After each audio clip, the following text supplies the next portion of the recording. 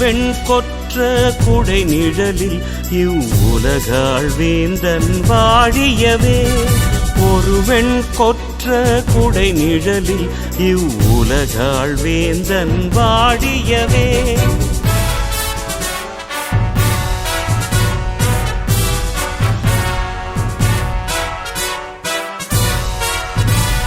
பொருதும் படையும் போருமின்றி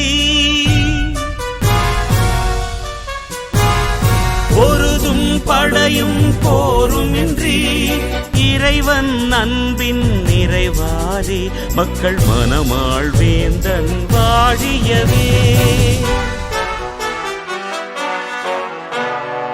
ஒரு வெண்கொற்ற குடை நிழலில் இவ்வுலகாள் வேந்தன் வாழியவே.